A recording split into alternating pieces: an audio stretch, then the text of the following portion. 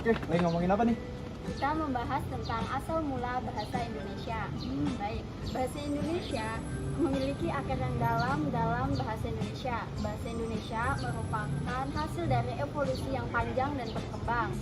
Terdapat beberapa faktor yang mempengaruhi asal mula bahasa Indonesia, antara lain perdagangan laut, interaksi budaya, dan penyebaran agama, terutama agama Islam. Nah, pada abad ke-7 sampai abad ke-14 perdagangan laut di Indonesia itu sangat aktif. Jadi budaya-budaya dari luar itu masuk ke Indonesia. Salah satunya bahasa Sanskerta dan bahasa Arab. Baru pada abad ke-13 agama Islam masuk ke Indonesia. Jadi mereka membawa budaya mereka yaitu bahasa Arab dalam bentuk istilah agama. Kemudian pada abad ke-19 pada saat penjajahan Belanda di Indonesia, bahasa Belanda itu sangat mempengaruhi perkembangan bahasa Indonesia. Jadi bahasa Belanda itu digunakan sebagai bahasa-bahasa administratif dan teknis.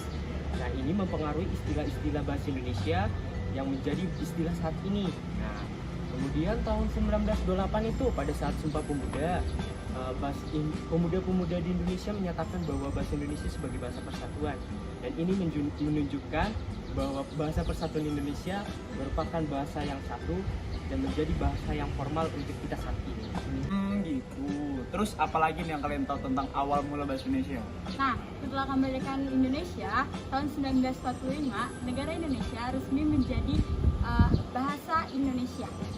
Nah, jadi bahasa Indonesia memiliki akar yang kompleks dan dalam sejarah Indonesia, dalam budaya Indonesia juga. Jadi gitu ya awal mulanya dari bahasa Indonesia. Ya. Oke deh, makasih banyak ya. Iya. Aku lanjut dulu ya ke yang lain. Oke. Thank you, dadah. Welcome. Oke, lagi bahas apa nih? Ini lagi bahas sejarah bahasa Indonesia. Sejarah bahasa Indonesia? Ya. Gimana tuh? Nah, jadi bahasa Indonesia itu sebenarnya berasal dari bahasa Melayu yang digunakan sejak pada abad 7 di Asia Tenggara. Nah, salah satu buktinya itu ditemukannya prasasti di Palembang pada tahun 683 menggunakan bahasa Melayu. Nah, jadi mulai pada saat itu bahasa Melayu digunakan di suku Malaka sebagai bahasa sehari-hari. Terus di kemudian waktu bahasa Melayu itu beralih menjadi bahasa lingua franca atau bahasa penghubung antar golongan, pedagang dan juga kerajaan lainnya terus menerus dan waktu disediakan di Nusantara. Proses tersebut terjadi hingga ke abad 17 saat Indonesia masih diduduki oleh Belanda. Bahasa Melayu yang digunakan adalah bahasa Melayu Riau, karena bahasa Melayu Riau itu adalah bahasa yang sangat jarang terpengaruh oleh bahasa yang lainnya, dan juga mayoritas orang Indonesia menggunakan bahasa tersebut. Bahasa Indonesia lahir pada tanggal 28 Oktober 1928 bertepatan dengan Sumpah Pemuda yang berisikan bertumpah darah satu, tanah Indonesia, bangsa yang satu, bangsa Indonesia, dan junjung tinggi bahasa persatuan yaitu bahasa Indonesia.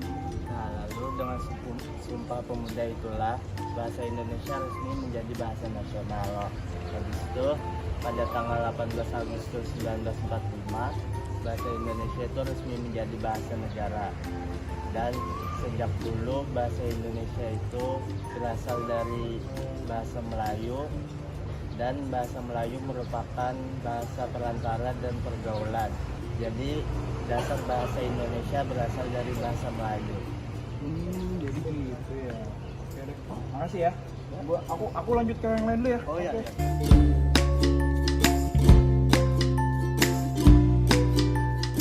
Halo. Kalian lagi ngomongin apa nih? Lagi ngomongin tentang perkembangan bahasa Indonesia. Bahasa Indonesia ya? Oke. Gimana sih? Nah kan bahasa Indonesia itu bahasa resmi negara kita, yaitu negara Kesatuan Indonesia. Republik Indonesia. Nah, pada setiap zamannya, seiring perkembangan zaman, bahasa itu selalu hadir di tengah-tengah manusia. Karena bahasa itu sangat penting bagi manusia, yaitu sebagai alat komunikasi, sebagai alat komunikasi antara satu satu sama lain. sama lain Oke, terus? dalam kehidupan sehari-harinya. Hmm. Nah, hal ini juga membuktikan bahwa bahasa yang sudah diciptakan bertahun-tahun yang lalu masih dipakai sampai sekarang dan memiliki kemajuan yang signifikan hingga sampai saat ini. Oke, terus? Bahasa Indonesia juga memiliki perkembangan yang pesat saat ini. Bahasa Indonesia semakin diminati oleh masyarakat internasional dan menjadi bahan pembelajaran di negara-negara asing seperti negara Australia, Jepang, Amerika Serikat, Inggris, China, bahkan Korea Selatan. Bahasa Indonesia juga berfungsi sebagai bahasa pengantar di dalam dunia pendidikan. Terus, Alfi, yang kamu tahu gimana nih tentang sejarah bahasa Indonesia ya? Oh iya nih, aku pernah searching tentang pengembangan bahasa Indonesia. Jadi gini, pengembangan bahasa Indonesia memiliki keunikan tersendiri. Kosakata asing yang diserap ke dalam bahasa Indonesia bertujuan untuk memperkaya varietas bahasa Indonesia. Namun saat ini masyarakat sudah mulai mencampur bahasa Indonesia dan asing ke dalam pemakaian sehari-hari. Pengembangan bahasa didukung masyarakat secara bebas menunjukkan banyak sekali kreativitas bahasa. Setiap masyarakat dapat menyampaikan bahasa-bahasa yang dipadukan dengan bahasa asing dan bahasa daerah. Terus, jadi gitu ya semua ya tentang perkembangan bahasa Indonesia ya? Iya. Oke, baik. Makasih ya atas informasinya. Aku duluan ya. Thank you.